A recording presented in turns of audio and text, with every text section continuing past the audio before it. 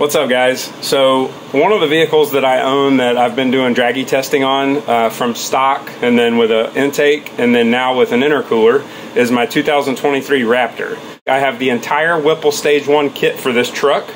So what we're going to do is we're going to show the results basically going from stock with the Whipple cold air intake, stock with the Whipple cold air intake and the intercooler, and then at the end we're going to do the tune so we can show you exactly where you're going to end up. And we're going to try to show you what mods do what on that truck, okay?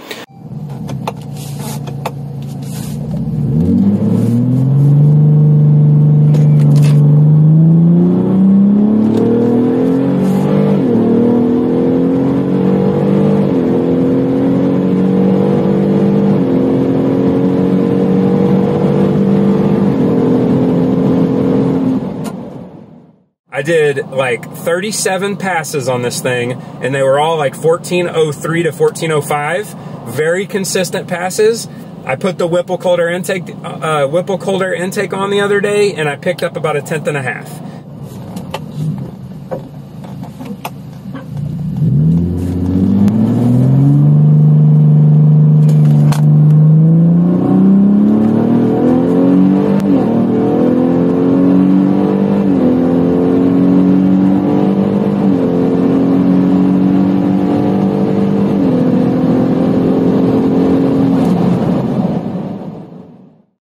Corey, I'm coming in here to show these guys, doing just a real quick overview of what we're putting on.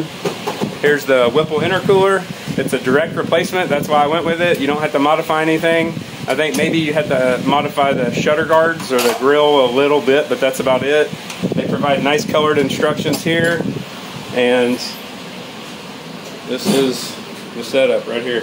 There's the Whipple that I just tested already.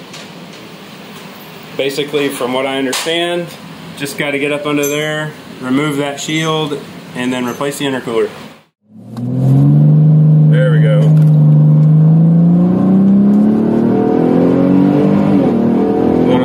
Boost temperature, 113, 114. Let's see what it runs. Ooh, 1390. That was a little bit better.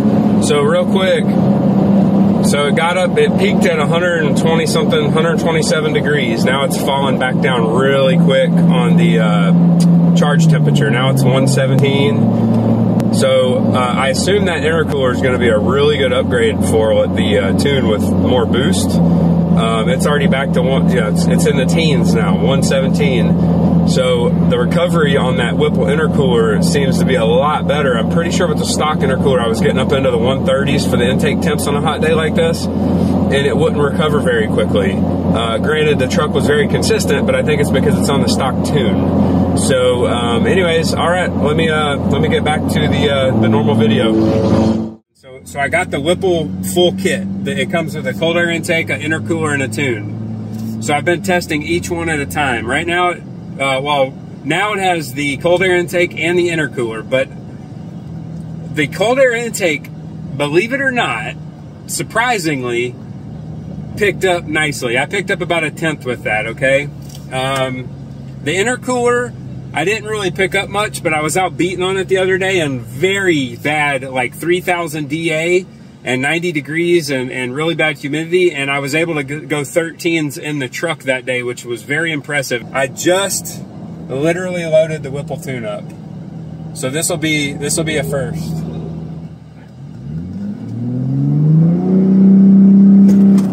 Holy shit!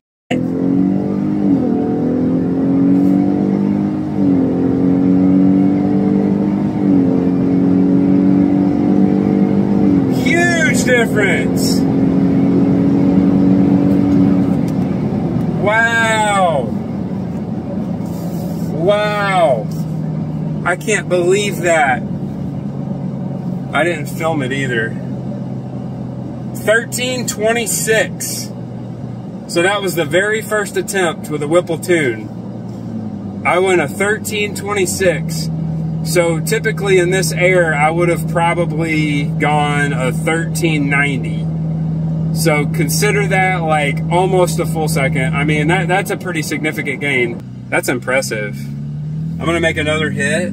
just because that's what we do.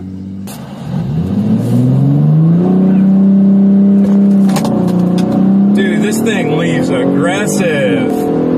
Holy crap, man. Come on, baby. Come on, come on. It's gonna run. 13.2 again.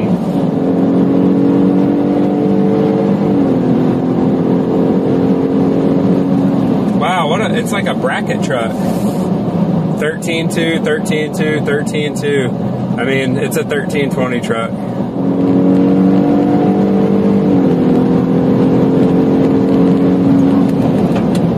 I mean, this thing is like, wow.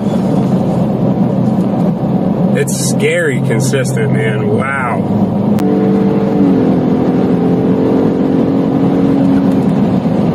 $13.14, that is my new personal best. I was not planning on doing any more testing for this video, but the fuel's a little low. I got about 55 miles to E, and the air is, I'm showing 70 degrees.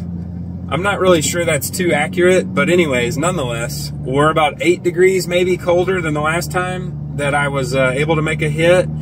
The air is pretty dry. We're about 50% humidity, and the DA is about 1,000 feet now. So I think we're gonna be in the 13.0s or maybe the 12.99. The only reason that I turned this on is because I really want to see a 12.99.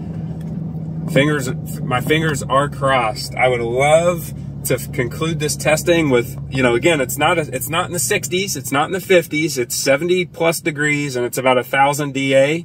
So I'm looking at my stuff right here. So we'll be back in a minute. Let's see what we can get with this.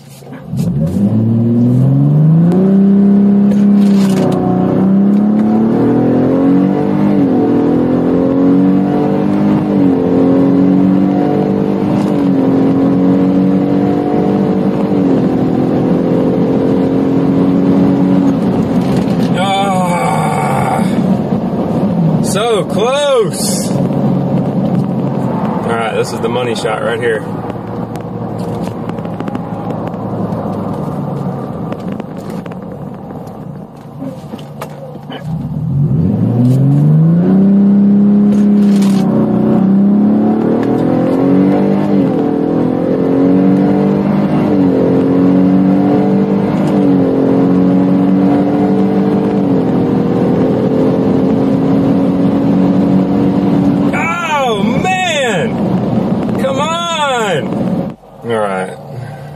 Let's do this one more time. Let's go 12s. I need a 12 right here. I need a 12. Come on, baby. Come on.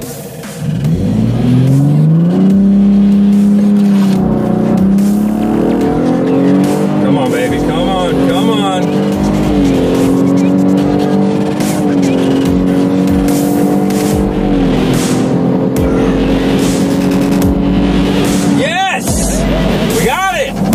This is a 12-second truck. Yes, yes, yes. Performance-wise, huge difference. You could probably get a little bit more from an aftermarket tune from, I'm just gonna say all the names, you know, the Oz, the 5 stars, the PBDs, the Lunds, and all that stuff. You know, there's a bunch of people that tune the EcoBoost vehicles.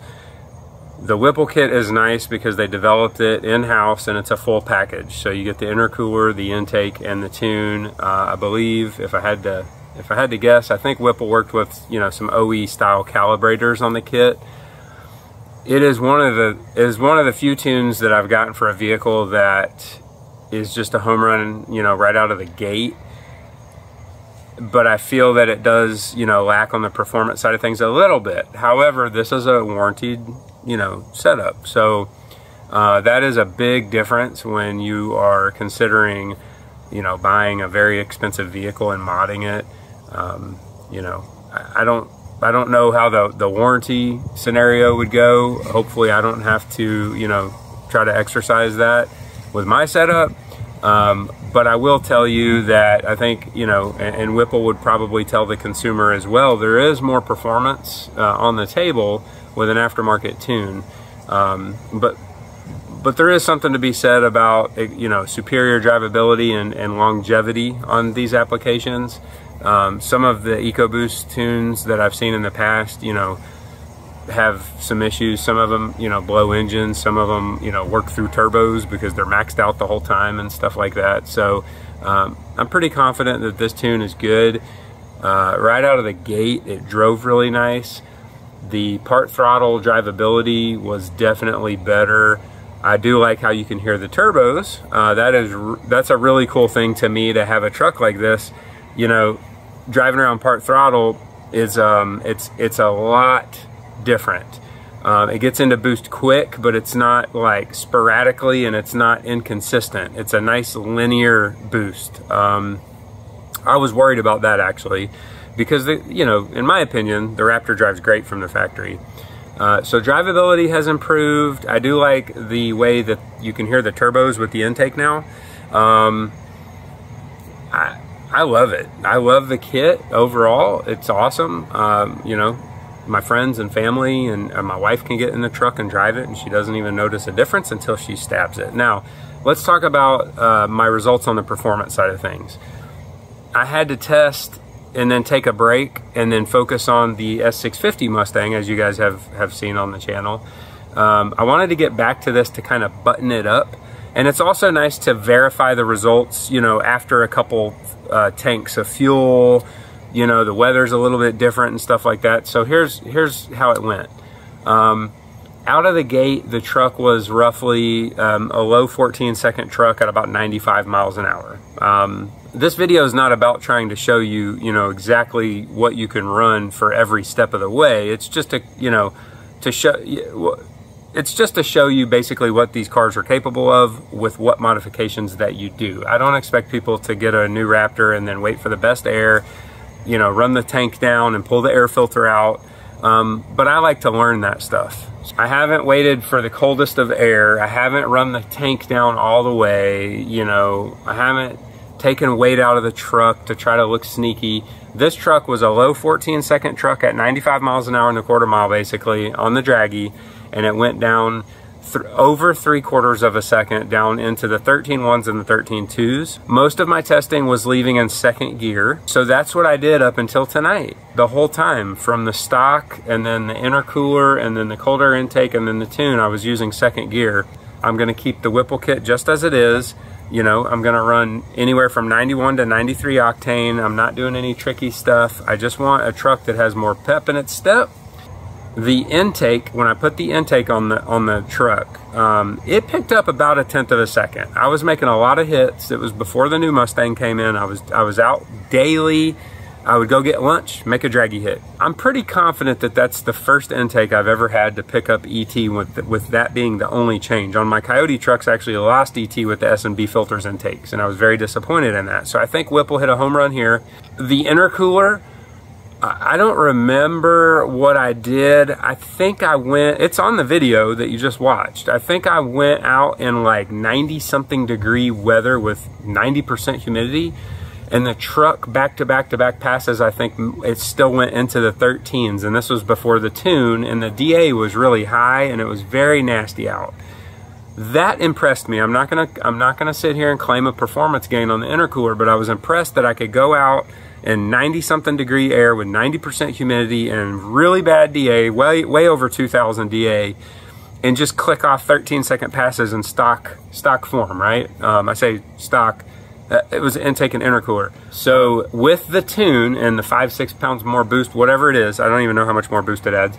I was able to just make back-to-back-to-back-to-back-to-back hits. I mean, and look at the consistency, 13.20, 13.20, 13.19, 13.20, even from weeks ago, 13.26, 13.29, 13.29. The consistency is unreal to me. And then also, I do want to talk about the horsepower. I'm never going to have this truck on the dyno. However, math will say that about a 6,300 pound truck needs about 440 rear wheel horsepower to trap 100 miles an hour in the quarter mile, okay, or 101. Anyways, I did the calculations on this tune versus the stock tune and the trap speeds on the stock tune, and it was something along the lines of, and again, the numbers might not be exact here, but the delta will probably be an accurate gain for this tune. I've seen a lot of like comments on Facebook and stuff about people, you know, ragging on Whipple for the low horsepower claim on the tune.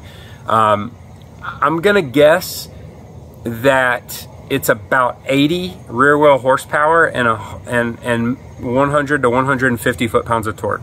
I'm gonna guess that it's somewhere in that range, because if you do the calculations, and again, I'm not saying it's accurate that the truck makes 440 at the wheels, but the calculations say that in order for it to run what it ran tonight, it makes 440 at the wheels, and in order for it to run what it ran stock, it makes, I think it said somewhere around 360-ish at the wheels, or in the 360s, okay?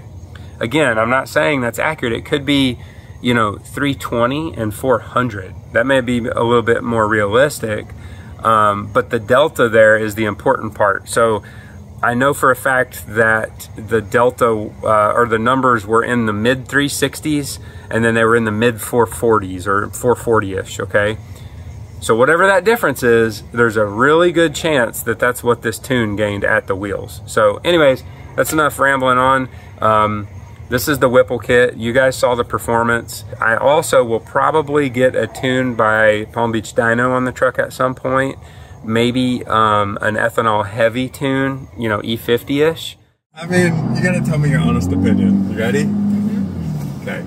Well, he says it's gonna throw my back out.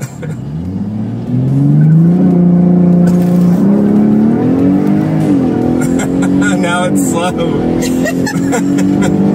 How was that launch though? The launch was good. Yeah. But it's still slow. Oh, okay, whatever.